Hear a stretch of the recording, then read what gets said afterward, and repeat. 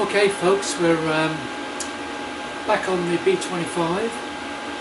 I was lucky enough to be able to get a set of the later forks, B50 style, late 1970 on B25 style forks, and a few more mods on the frame.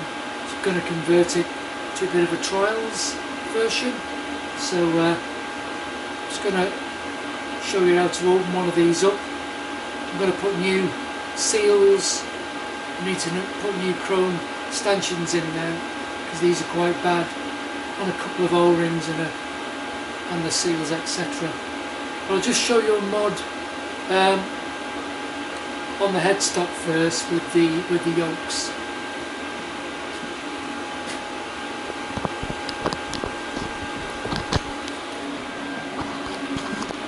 So these are the 1970 onwards B25 and B50 yokes, and they don't actually go straight into the frame, but if you turn up a couple of collars, top and bottom, you can fit the standard later taper bearings into them, and they do go quite nicely, and I'm quite pleased with that. The steering stops even line up, but I think maybe the travel's too much, so I might grind those off, drill in, put an 8mm bolt in there with a nut behind it so I can adjust. But yeah, pleased with that. So the other thing I've done is fitted these rear shocks. I don't know why I purchased these, I just saw them, they look really nice. These are off the later Thruxton and Bonneville. I don't know, probably I think 2016, 2018 circa or something like that. So you have to make collars top and bottom to suit, because obviously the shafts are quite small on these, and I think that was probably 5/16 I've gone up to 3/8 or gone up to 10mm, so they suit it quite well. So yeah, happy with them. So let's just get into stripping out this fork. So I'll just stick the back on stand. So I've already done one side, so I'll just put the cap back in just to keep the spring in place. So again, on the, because I've got obviously a later one on the B50, the later one, these caps are steel, and so you've got to be, the earlier ones are aluminium, so just make sure you've got the right socket that's going to get them off. I mean, this is an 1.5" socket, and I would imagine it still would have been imperial in 1971, so what would that be? 1.5", 25.4 to the inch and a half, 12.5, so I don't know, 38mm or something would probably do it in new money, 1.5" in old money. So 1.5" socket, and it comes in handy also for fitting the seals, which we'll look at in a bit. So spring out and out of the way.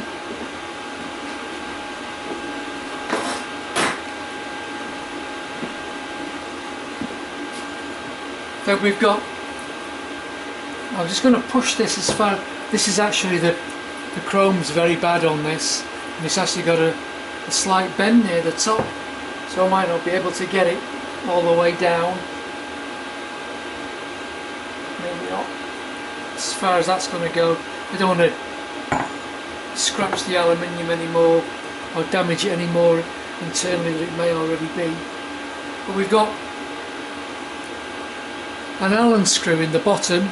I've drained them obviously, so let's pull the drain plug out.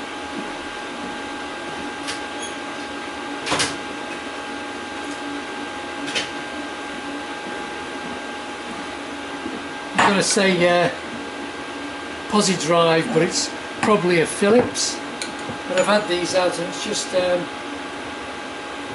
nice thick aluminium washer for the seal, which should last the life of the bike. So that's the drains. And in the bottom we've got a 5/16 UNF Allen key, Allen screw, Allen bolt, whatever you want to call it. So I think it's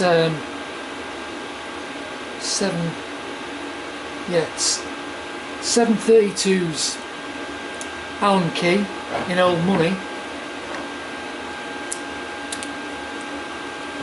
So I've done a couple of these and I've never had an issue. They've always come out. But if they do start to spin, down there is a screwdriver slot in the other end of the damper. So I've got this ready. So a couple of long extensions with a screwdriver slot on the end, and you can actually work your way down and you can actually feel the slot, and you can hold the damper rod if it spins. But the other one came out quite easily, but let's see how we go.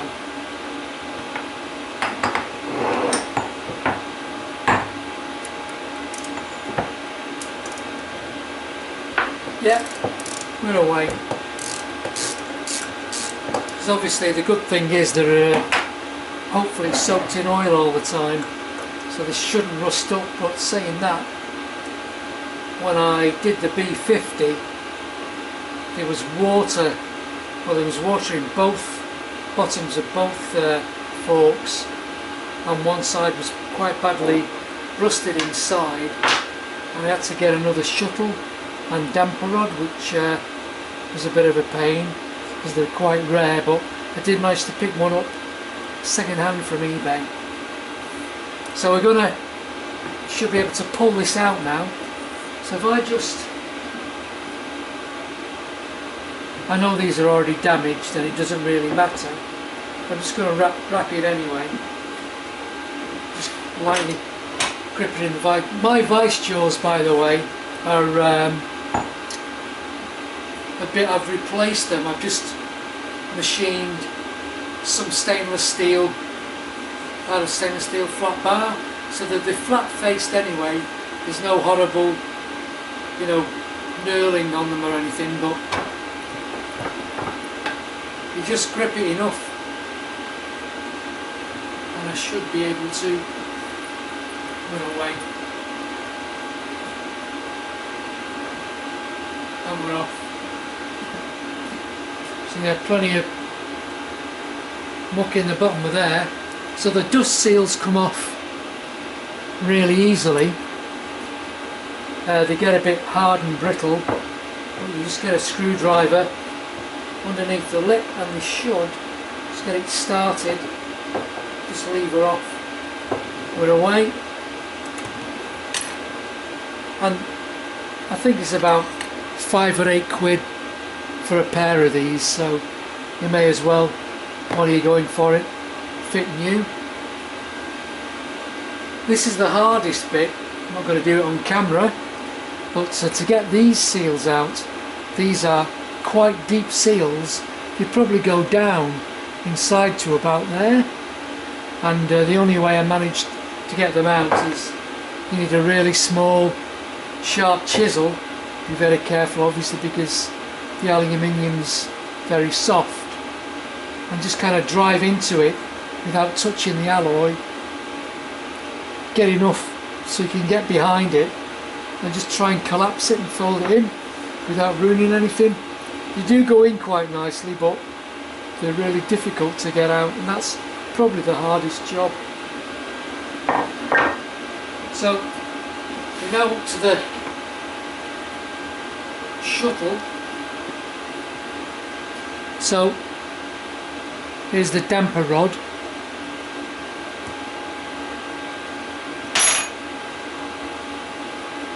And we've got this six-sided.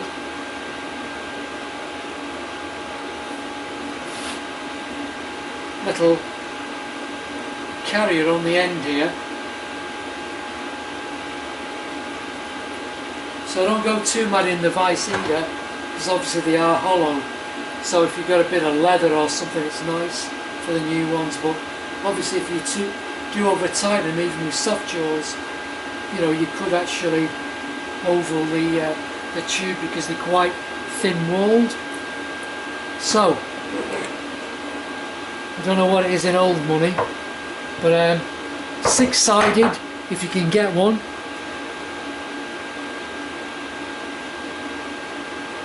So it's a 32, so what would that be? So 32 after 32, 16, so 16's 5/8, isn't it? 5/8. So it's going to be, what would it be? Something like inch and 3/8, 7/8, inch and 3/8 maybe in old money, but six-sided because these aluminium carriers are quite soft.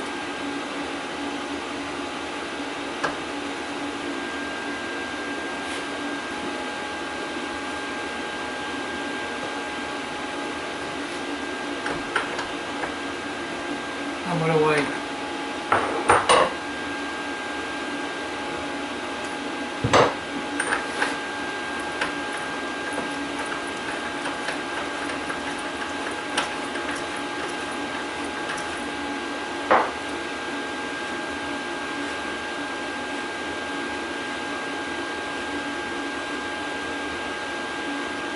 And we're off. Bit mucky, but not bad. So inside here is like a hard plastic bush, and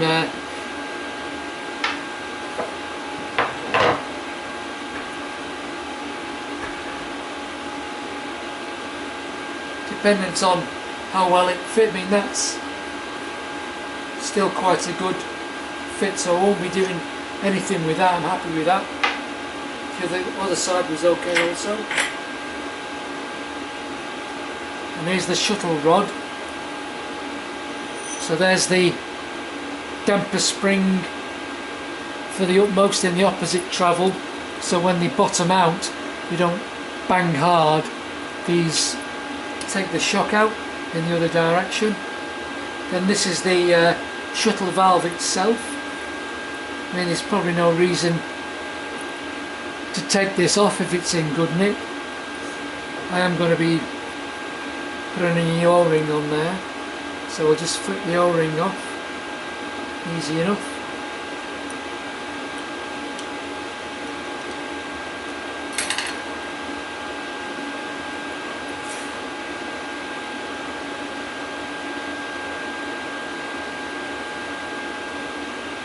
So they're in that orientation. Oh yeah, there's a Doughty seal stuck on here. There's a Doughty seal which is important. So we had our 5/16 UNF Allen bolt in the bottom of the leg. In the bottom of the fork leg you drop this down inside, down the tube, and it sits in a little recess. This goes over it, so when you tighten this down, you're sealing with the Doughty to stop oil running out, so that Doughty seal's on the inside of the fork leg. So they're only cheap as well, so I normally, you know, going to get replaced because I've got them. So the damper rod itself, there's nothing in it. Here's the shuttle valve, so we're in this orientation. So when the forks go down, it pushes this little plate here against the aluminium body, and this has only got 4, maybe 1/16 holes in them. But when the forks travel in the opposite direction, when they're returning, the oil flows in that direction, lifts that off its seat, and now we've got 8, possibly 3/16 holes in that direction. So you've got restricted flow on the downward stroke and free flow on the upward stroke. But there's also, because oil can pass down the centre of this because it's hollow, we've got this slot here, which again probably a 1/16 by about 30mm long, and there's also 2 probably 1/16 holes in there as well.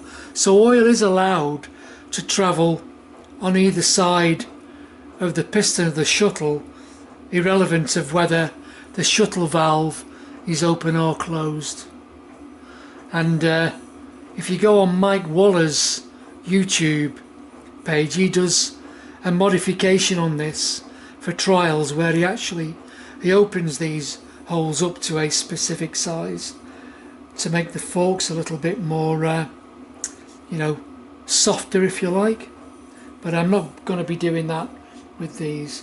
So it's stripped, so I'm just going to switch you off now while I clean everything up, get the new stanchions out, and we'll build one.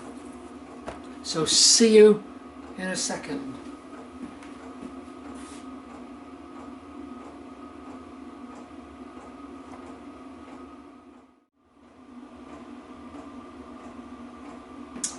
Okay, we're back. I've cleaned everything up. There's always something that's not right. So these new stanchions were reputedly new old stock. I mean, they are perfect, good chrome and everything. In fact, the chrome at the top, where it's normally a rougher finish, where it goes through the yolks, there's really high quality chrome on there, as opposed to the original. However, when you compare the two, if I just put them together, okay, so that's nothing. What's that? We got a 3mm height difference, but we've got a reduced diameter. So I think these are like 34.5. I don't know what it is in old money. Obviously they would have been imperial sizes, whatever that is in imperial. But they're about 0.5 millimetre smaller where they pass through the yolks.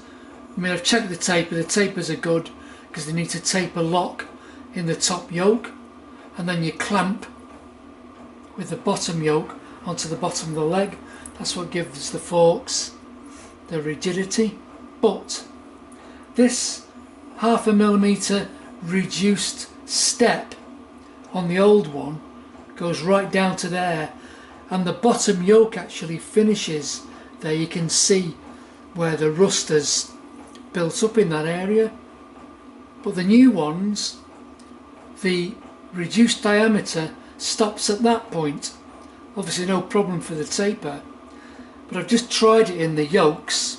I haven't managed to get it in there, but there is a slit on the inside of the yoke, and I've had to grind a wedge and knock a wedge in there and open the slit up, and I can just get them in. So, you know, they're obviously going to go in now. I've started, but you know, nothing, you know, this aftermarket stuff saying that these are supposed to be new old stock, which they're not.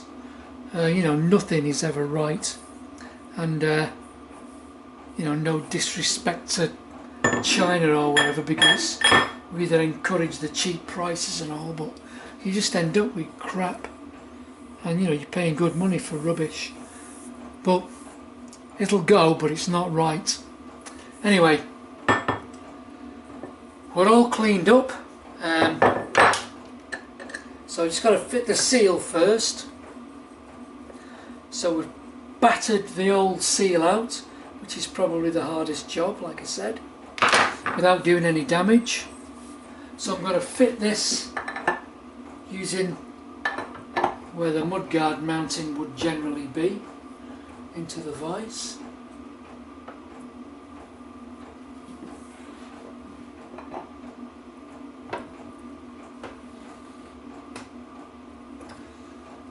got my new seal to go in.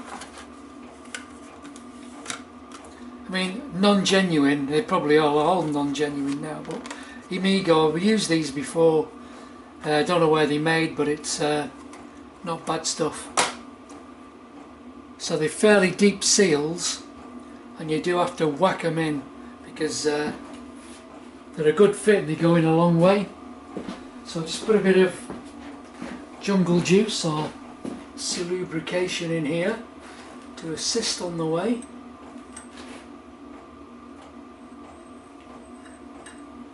A little bit from the outside because we can.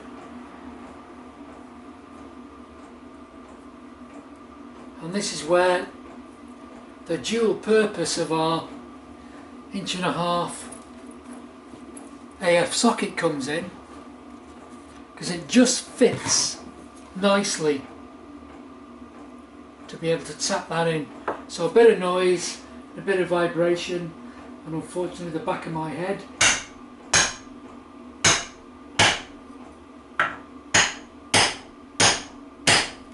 And beautiful, she's in. I wish they came out that easy. So at this point you may as well fit the dust seal. So again, a bit of jungle juice or seal lubrication, a little bit on the inside, and the new ones are nice and soft, so I should be able to get these on by hand. They do go hard over time.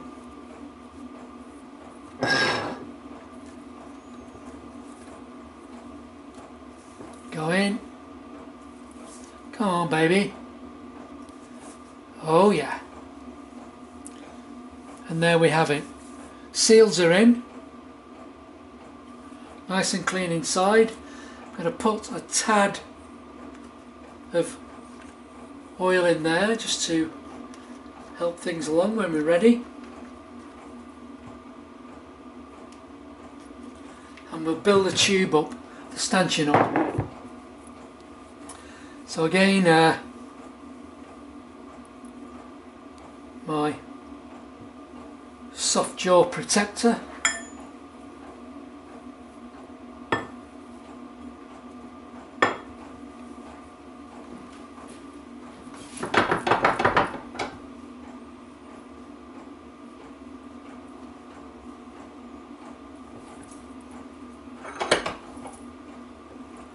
Enough but not too much. So now let's build up the shuttle. So we've got our new O-ring. Again, a bit of seal lubrication.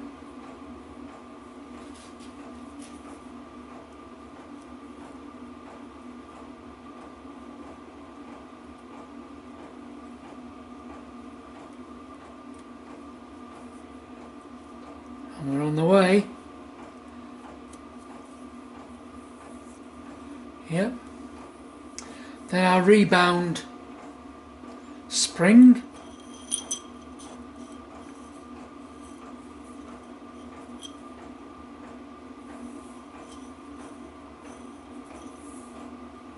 Yep.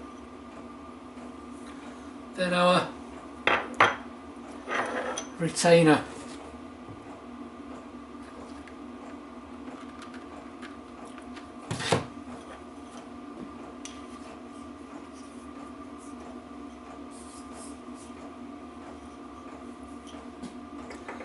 I haven't checked the threads, I hope they're okay. A bit of oil inside the tube, obviously, to assist the O-ring.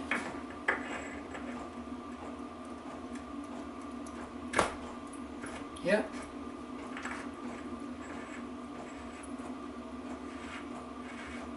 Yeah, threads are okay. Feel nice.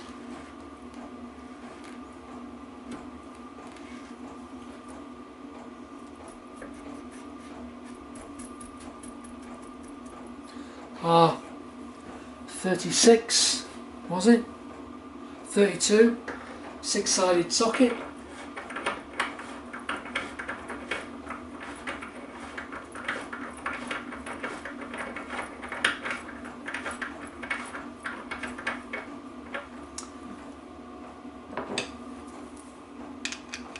And it's only aluminium, so you don't have to go daft with it, tightening it up.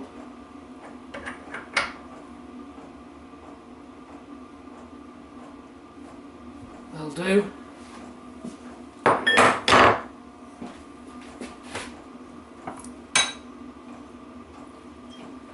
So if I pull this out ready,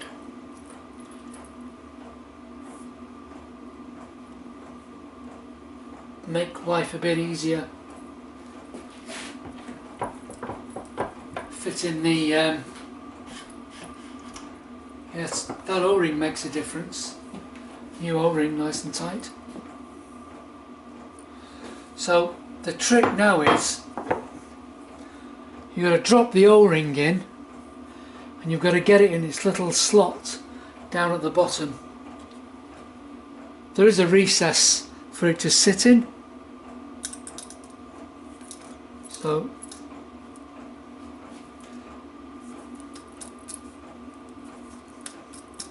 and looks like the eagle has landed. Yep. So I'm going to put a little bit of oil. That'll stand up on the chrome as well.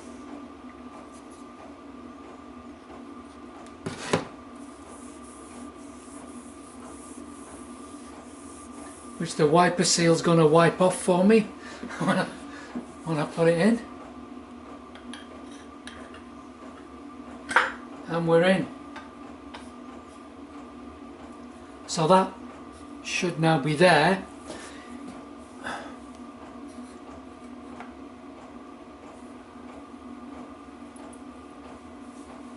So it's all bottomed out, and the dowit is still in place.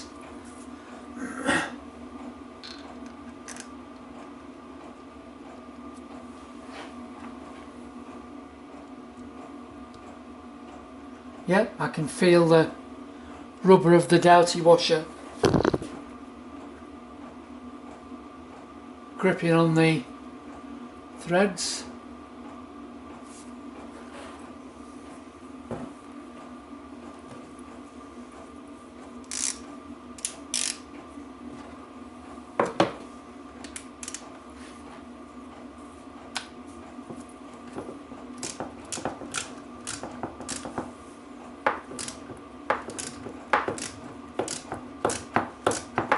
And we're all turning, but we've got our tool to hold it with.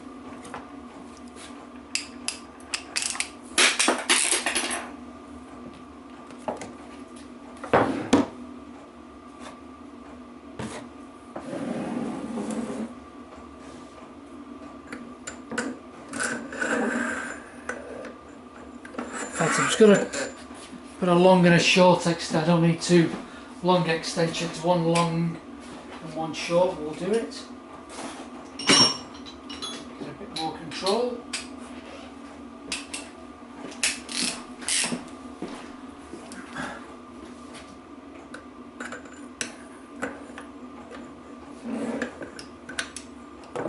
Yep.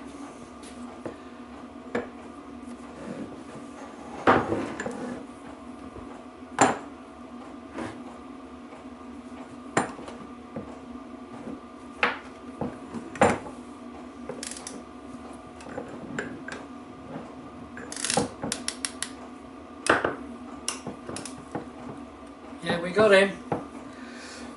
He's gripping, and one more for good luck. Tight. So yeah, you might not need this for unscrewing, but you're going to need it for tightening up maybe. And there we have our rebuilt fork leg. Just drop the spring in, ready to rock.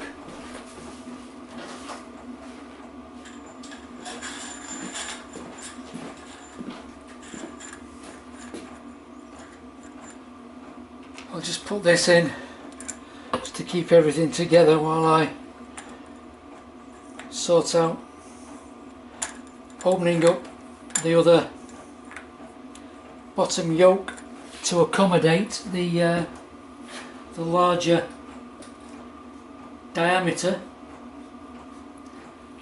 and that's it, we're done. So well worth it, and probably see the life of the bike off now, hopefully. So there we are, folks, how to refurbish the later B25 B50 forks. So a little bit more to do on the frame, but when I've got it all stripped off and primed, then we'll drop back on it, because there's a few mods I'm going to do to the frame. I don't want the original tank, so I'm looking for something else, maybe a little you know, 125 Yam tank or something like that, that may match it a little bit better, and keep the oil tank but maybe not the two side covers. So I need maybe what the B40 has on the left hand side cover or something, or maybe make an aluminium side cover, battery cover for the left hand side, but we'll see. So we'll catch you later, guys.